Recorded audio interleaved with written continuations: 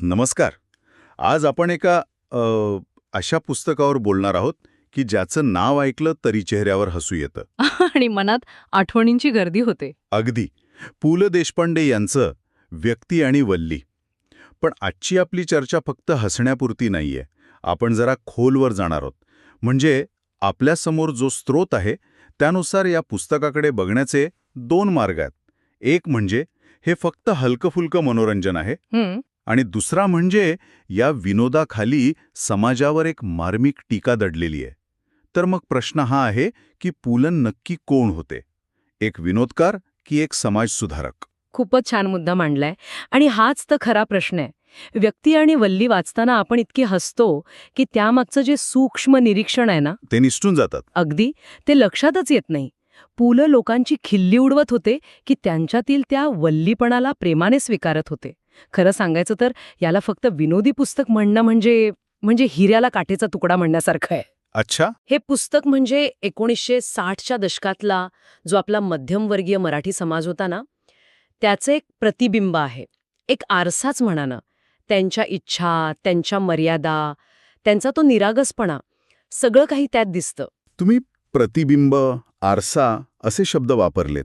म्हणजे हे वास्तव आहे. पण मग यातली पात्र म्हणजे उदाहरणार्थ नारायण किंवा अण्णा ही खरी वाटतात, पण कुठेतरी थोडी अतिशयोक्त वाटतात. म्हणजे विनोदासाठी त्यांना थोडं कॅरिकेचरसारखं केले असं नाही का वाटत? हा खूप महत्वाचा प्रश्न आहे. आणि इथेच पु ल यांचं लेखक म्हणून कौशल्य दिसतं. ते अतिशयोक्ती नक्कीच करतात, पण ती त्या पात्राला हास्यास्पद बनवण्यासाठी नाही, मग कशासाठी? तर त्याचा जो मूळ स्वभाव आहे ना, तो अधिक स्पष्ट करण्यासाठी. म्हणजे बघा, आपण जसं एखादं बारीक अक्षर बघायला भिंग वापरतो, तसं पु ल विनोदाच्या भिंगातून त्या पात्राचा एखादा गुण किंवा दोष मोठा करून दाखवतात. त्यामुळे काय होतं की त्या पात्राचा गाभा, त्याचा मूळ स्वभाव आपल्याला जास्त स्पष्ट दिसतो आणि ती पात्र आपल्याला खरी वाटतात, कारण त्यांचा पाया खऱ्या मानवी स्वभावावरच आहे. ठीक आहे. तर मग हे विनोदाचं भिंग लावून आपण काही पात्रांना जरा जवळून बघूया. सुरुवात करूया नारायणपासून. तो इतका साधा, सरळ आणि थोडासा बावळट आहे की मला कधी-कधी प्रश्न पडतो, आजच्या जगात तो टिकला असता का? बरोबर. नारायण म्हणजे साधेपणाचं मूर्तिमंत रूप. तो व्यवहारी जगात अगदीच कच्चा आहे. म्हणजे कुणीही त्याला सहज फसवू शकतं. पण इथे एक गोष्ट लक्षात घ्यायला हवी. पुलम त्याच्या बावळटपणावर हसत नाहीत. नाही. ते त्याच्या त्या साधेपणात जी निरागसता आहे ना, तिचं कौतुक करतात. नारायण हा त्या काळाचं प्रतीक आहे, जेव्हा समाजात एक प्रकारचा भोळेपणा होता, एकमेकांवर विश्वास होता. तो काळच वेगळा होता. नुकतंच स्वातंत्र्य मिळालं होतं आणि तो शहरी धूर्तपणा अजून समाजात मुरला नव्हता. अच्छा. तर नारायणच्या माध्यमातून पुलम आपल्याला नकळतपणे सांगतात की आपण आधुनिक होताना काय गमावून बसलो आहोत. म्हणजे नारायणचं बावळत असणं हा त्याचा दोष नाहीये, तर त्या काळातल्या समाजाचं ते एक मूल्य होतं.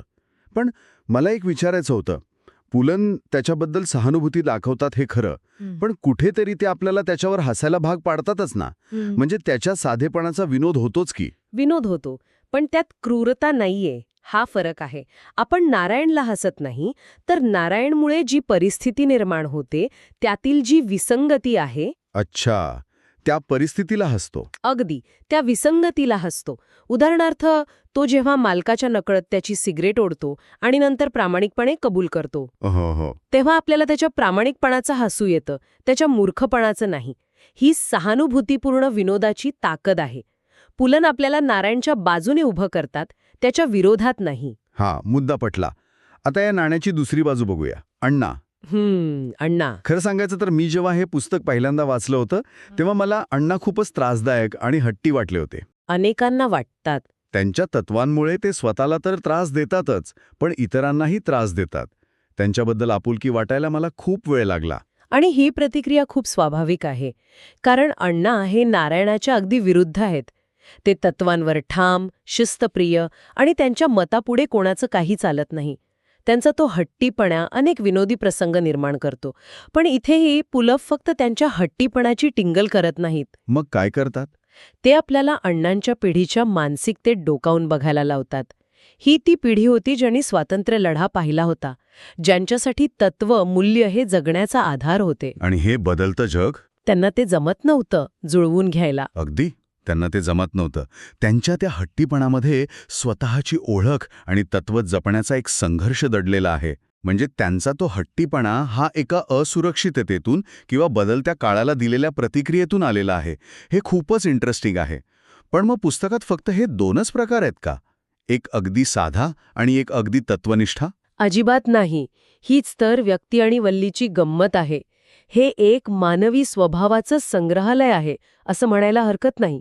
यात तुम्हाला सखाराम गटणे भेटतो, जो प्रत्येक गोष्टीची माहिती गोळा करण्याच्या आणि टिपणं काढण्याच्या नादात जगतोय. हो, जगणंच विसरून जातो तो. बरोबर. तो ज्ञानाच्या मागे धावतोय, पण त्याला आनंद मिळत नाहीये. आजच्या इन्फॉर्मेशन ओव्हरलोडच्या युगातला माणूस वाटतो की नाही तो? अगदी 100%. आजचा सखाराम गटने विकिपीडिया एडिट करत बसला असता किंवा ट्विटरवर प्रत्येकाला ज्ञान देत फिरला असता. बरोबर. मग दुसरीकडे पेस्तन काका आहेत.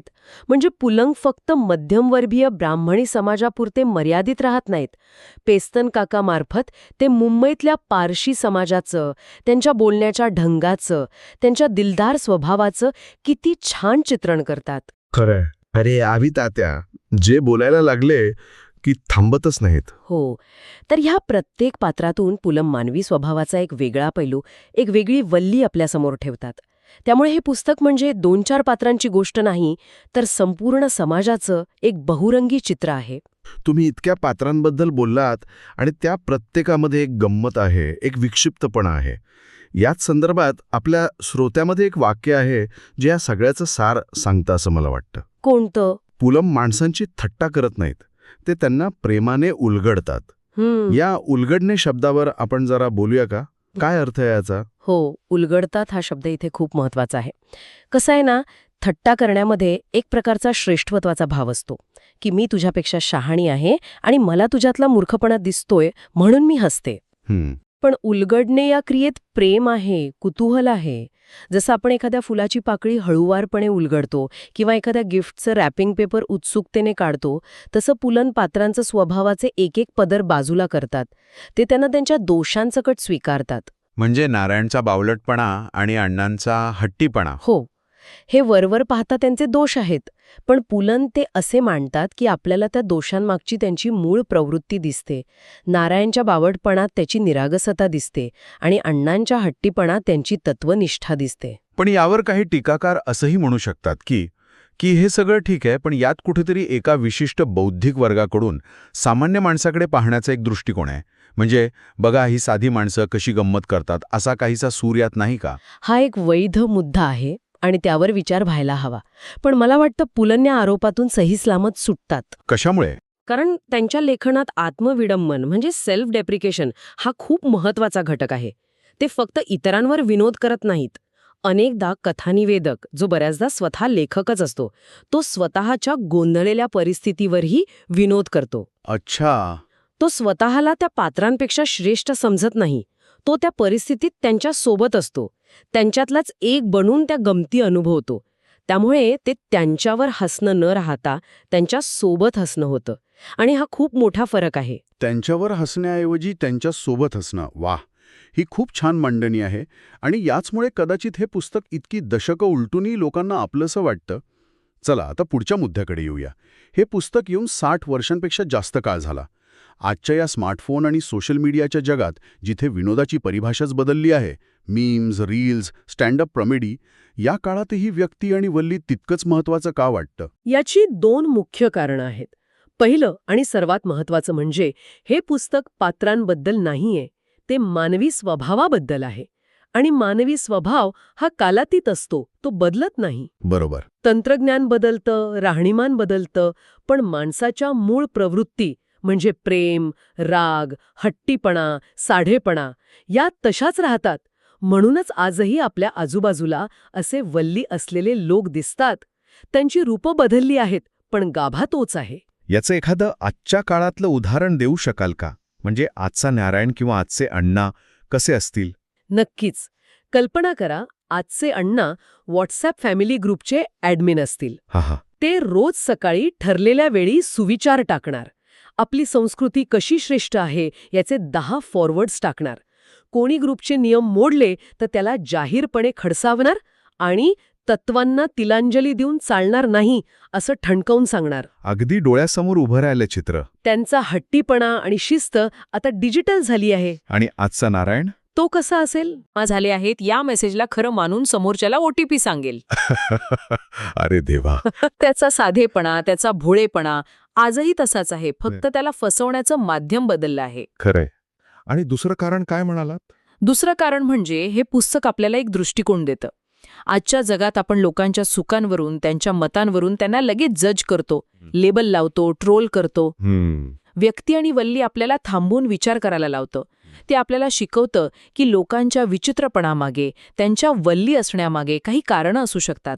ते आपल्याला इतरांकडे अधिक सहानुभूतीने पाहायला शिकवतं. हो. आपल्या स्रोतामध्ये म्हटल्याप्रमाणे प्रत्येक वल्लीमध्ये आपण थोडेफार स्वतःलाच बघतो. आणि जेव्हा आपल्याला इतरांमध्ये स्वतःचं प्रतिबिंब दिसू लागतं ना, तेव्हा टीका संपते आणि सहानुभूती सुरू होते. खरंय, ते आपल्याला स्वतःवरच हसायला शिकवतं, पण स्वतःला कमी न लेखता ही खूप मोठी गोष्ट आहे. तर आजच्या या चर्चेतून एक गोष्ट माझ्यासाठी तरी खूप स्पष्ट झाली आहे. व्यक्ती आणि वल्ली हे फक्त विनोदी पात्रांचं पुस्तक नाही. अजिबात नाही. ते मानवी स्वभावाच्या प्रयोगशाळेत केलेलं एक प्रेमळ संशोधन आहे. पुलं आपल्याला एक कॅलिडोस्कोप देतात, ज्यात तीच माणसं, तेच गुणदोष वेगवेगळ्या कोनातून पाहिल्यावर किती सुंदर दिसू शकतात हे ते दाखवतात. अगदी अचूक. आणि आजची चर्चा संपवताना मला एक विचार श्रोत्यांसाठी सोडून जायचंय. पुलंनी त्यांच्या काळातल्या त्या तुलनेने संथ गतीने बदलणाऱ्या समाजातील वल्ली टिपल्या. आपण आज एक प्रचंड वेगवान डिजिटल युगात जगतोय. आपलं जगणं, आपल्या सवयी, आपल्या चिंता सगळंच वेगळं आहे. जर आज व्यक्ती आणि वल्लीचं नवीन पर्व लिहायचं ठरवलं तर त्यात कोणत्या प्रकारची नवीन पात्र किंवा वल्ली दिसतील? सतत परफेक्ट दिसण्याच्या दबावाखाली असलेला इन्स्टाग्राम इन्फ्लुएन्सर, प्रत्येक गोष्टीवर मत देणारा ऑनलाईन ॲक्टिव्हिस्ट किंवा कामाच्या धबडग्यात स्वतःला हरवून बसलेला कॉर्पोरेट माणूस? पण याहून महत्वाचा प्रश्न दुसराच आहे. कोणता? तो म्हणजे आजच्या या सतत जज करणाऱ्या आणि ट्रोल करणाऱ्या जगात या नवीन वल्लींना पुलंसारख्या प्रेमळ आणि सहानुभूतीच्या नजरेनं पाहणारा लेखक आपल्याला भेटेल का? की त्यांचंही मीम बनून आपण पुढे निघून जाऊ?